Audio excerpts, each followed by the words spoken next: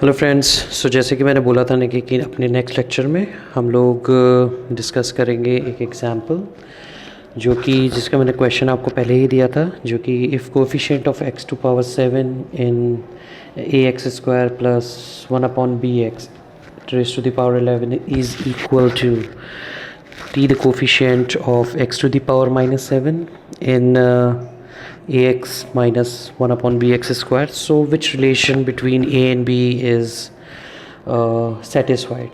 Okay, so चलिए हम इसको अब सॉल्व करते हैं. ठीक है.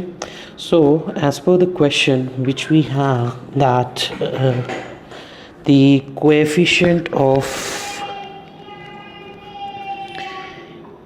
ax square plus 1 upon B X to the power 11, इसमें हमको x टू दी पावर 7 का कोएफिशिएंट चाहिए.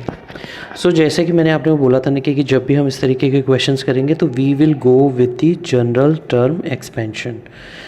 जो कि हमारा होता है NCR a to the power n minus r and b to the power r.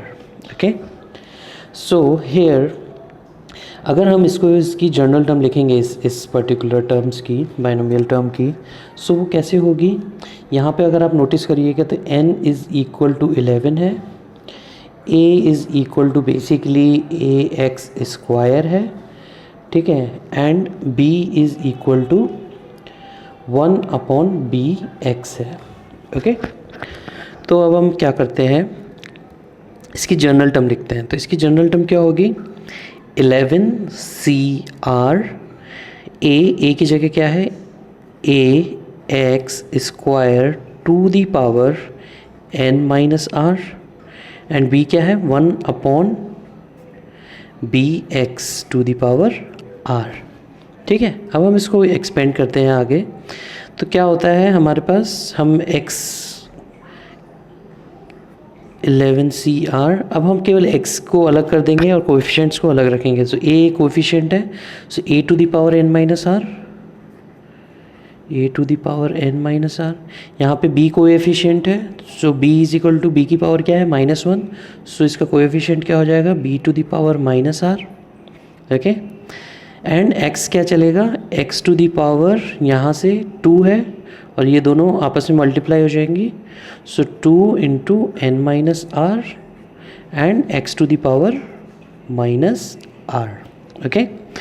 Basically अगर इसको और हम सिंप्लीफाइड टर्म में लिखें, 11CR a to the power n minus r divided by b to the power r, और इस x को और जनरलाइज कर देंगे तो ये हो जाएगा x to the power 2n minus 2r minus r. Basically 2n क्या है हमारा, basically 11. 22 minus 3r. Okay. n is equal to 11 हमने पुट किया हुआ है. ये हो गई हमारी TR प्लस 1th टर्म. ये पार्ट हो गया है कोएफिशिएंट और ये पार्ट हो गया है हमारा x की पावर के लिए. बेसिकली अगर हमको कोएफिशिएंट किसका देखना था, x टू द पावर 7 का. अगर हम इसको सेटिस्फाई करें x टू द पावर 7 में, basically 22 minus 3r will be equal to 7, which implies r is equal to 5. Okay. अगर हम r इज़ इक्वल टू 5 रख दें तो basically t5 plus 1 which will be 6th term will be, r की जगह 5 रख देते हैं तो 11C5. Okay. a to the power n की जगह रखेंगे 11 minus 5 is equal to 6 divided by b to the power 5 is gonna and x to power 7. Okay. Coefficient will be this. इसको हम 1 नंबर दे देते हैं. ठीक है. अब हमसे दूसरा उसमें क्या बोला गया था कि उसका दूसरा पार्ट ये था कि x टू दी पावर 7 इस एक्सपेंशन में इसका जो कोएफिशिएंट है दैट इज़ इक्वल टू इस एक्सपेंशन के, जो कि ax minus 1 upon B X square to the power 11 में x to the power minus 7 का जो कोएफिशिएंट है उसके इक्वल है. x टू दी पावर -7 के लिए अगेन यही सिंपल TR+1 हम देखेंगे. ठीक है, क्योंकि जनरल टर्म क्या है, सो जनरल टर्म के लिए वही expansion n is equal to, इस केस में क्या हो जाएगा, n इज़ इक्वल टू 11 रहेगा, a इज़ इक्वल टू हो जाएगा हमारा ax and b equal to हो जाएगा 1/bx square.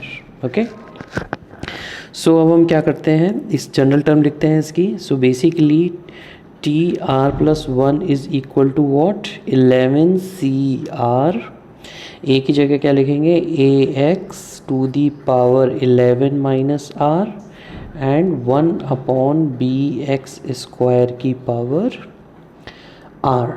Okay, so basically इसको और अगर सिंप्लीफाई कर देते हैं, 11CR a to the power 11 minus r, okay, और यहाँ से b की पावर क्या होगी, माइनस r।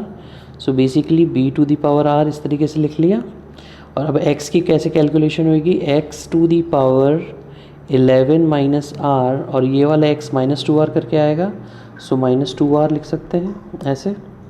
ठीक है, अब ये हो गई हमारी जनरल टर्म। अब हमको क्या चाहिए, x टू दी पावर -7 का कोएफिशिएंट चाहिए। That means x to the power -7 चाहिए हमको इस पॉइंट पे। सो वो कब आएगा, जब हम 11 minus r minus 2r is equal to -7 लेके चलते हैं।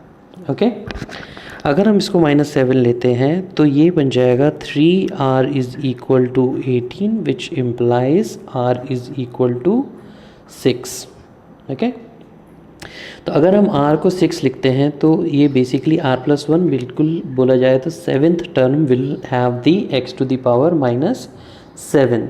सो इसका कोएफिशिएंट r की जगह 6 लिखने पे क्या हो जाएगा, 11c6 a to the power 11 minus 6 that is equal to 5 and b to the power 6।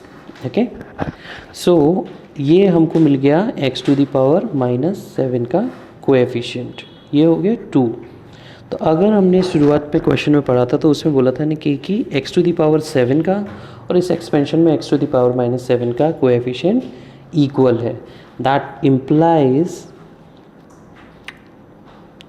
11c5 a to the power 6 upon b to the power 5 is equal to 11c6 a to the power 5 upon b to the power 6।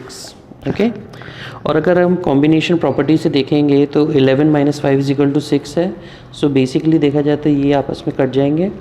ठीक है, अब हमारे पास क्या बचा, यहाँ से a to the power 5 से यहाँ पे a बचेगा और यहाँ पे ये b टू दी पावर 5 से केवल ये b बचेगा।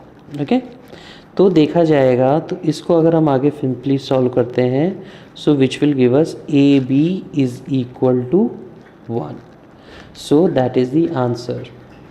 सो जैसे कि हमारे क्वेश्चन में था, जैसे ये मेरा क्वेश्चन था अपना, क्योंकि इसमें से a एंड b कौन सा रिलेशन सेटिस्फाई कर रहे हैं, तो वो है answer C। So C will be the answer. और मैं आपको ये बता दूं कि ये आपको बहुत इजी लगा होगा क्वेश्चन, बट ये क्वेश्चन पूछा गया था JEE 2005 में। ऑलराइट, चलिए तो अब अपने नेक्स्ट वीडियो के साथ आएंगे और हम नेक्स्ट लेक्चर शुरू करेंगे सीक्वेंस एंड सीरीज़ पे। Thanks all.